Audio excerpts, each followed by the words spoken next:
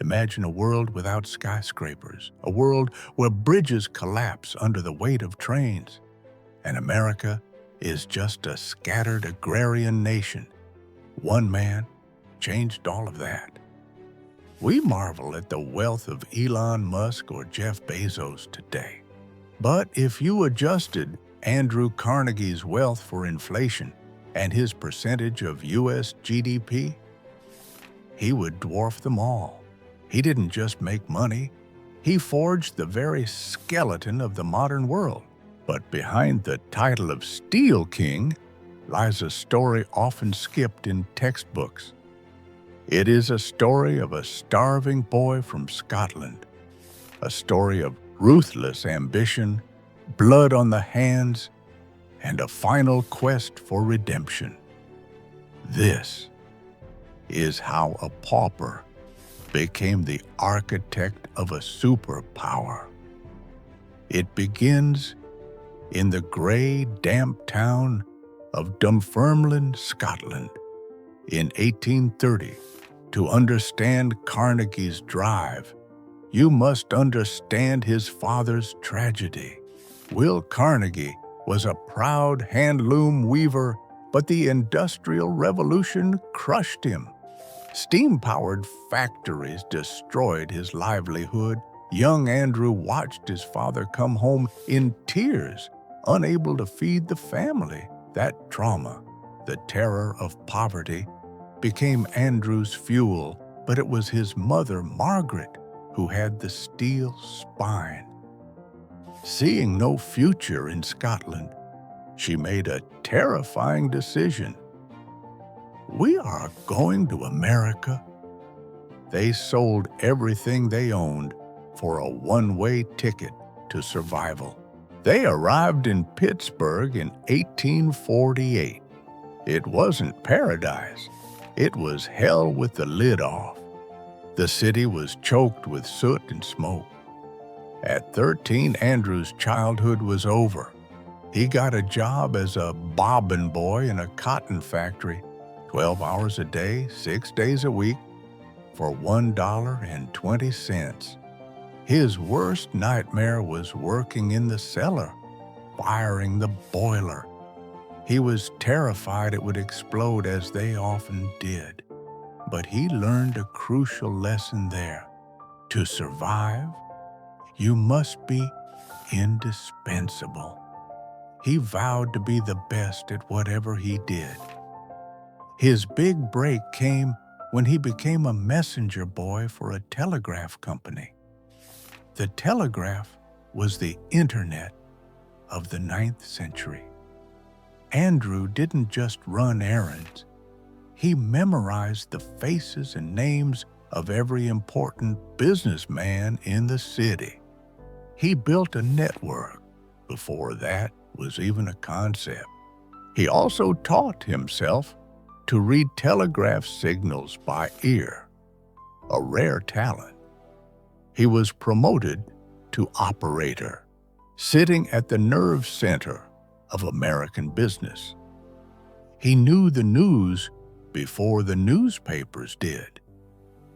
He had his finger on the pulse of the economy.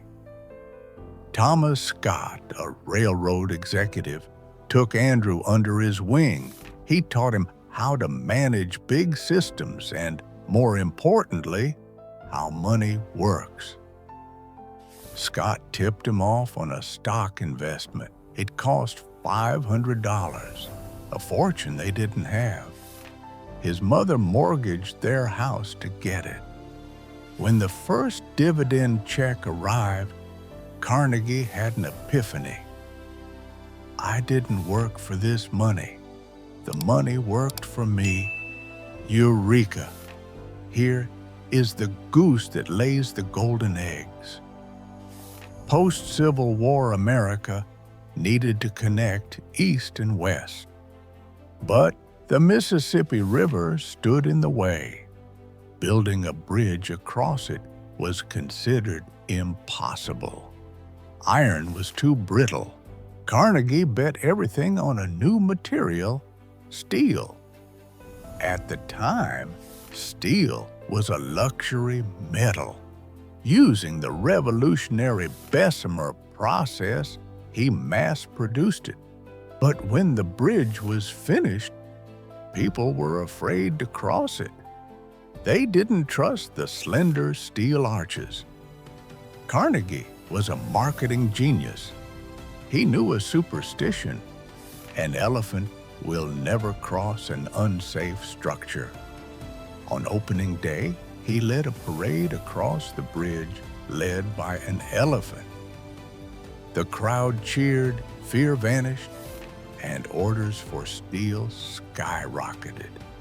He had proven steel was the future. How did he crush his competitors? 2 words: vertical integration.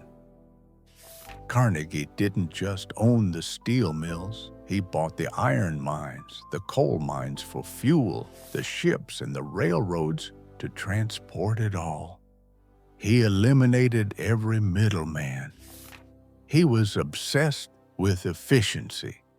He knew the cost of every ton of steel down to the fraction of a cent. His motto was simple: watch the costs, and the profits will take care of themselves. Carnegie's story has a dark side. In 1802, at his Homestead mill, he decided to break the union to lower wages. To keep his hands clean, he went to Scotland, leaving his ruthless partner, Henry Frick, in charge. Frick locked out the workers and hired a private army, the Pinkertons.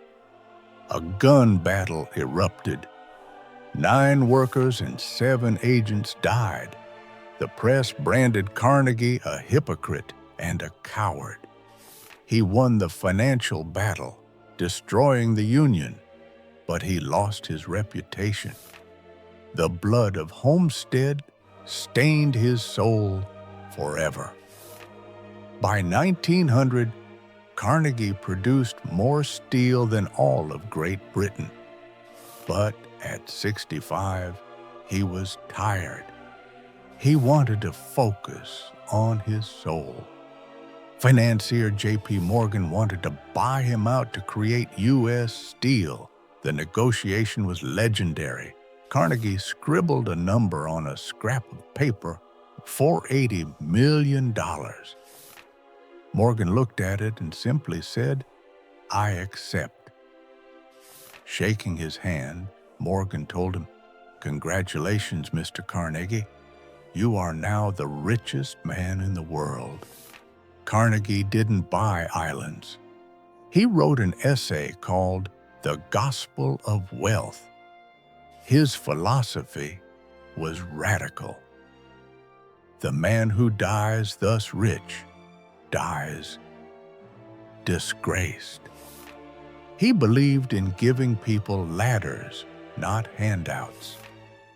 He built over 2,500 public libraries worldwide, giving millions access to knowledge, the very thing that saved him from poverty. He funded universities and concert halls. By his death, in 1909, he had given away 90% of his fortune. Andrew Carnegie wasn't an inventor. He was a visionary. He saw that the world needed to change when others clung to the past.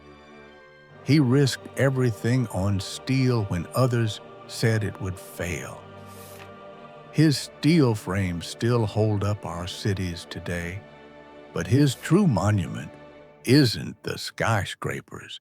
It is the minds opened in the libraries he built. His story proves one thing: it doesn't matter where you start. It only matters how far you're willing to go. My friends, if you enjoyed this story, please support this old storyteller with a like, a comment, and a subscription. Until our next story, we will meet again.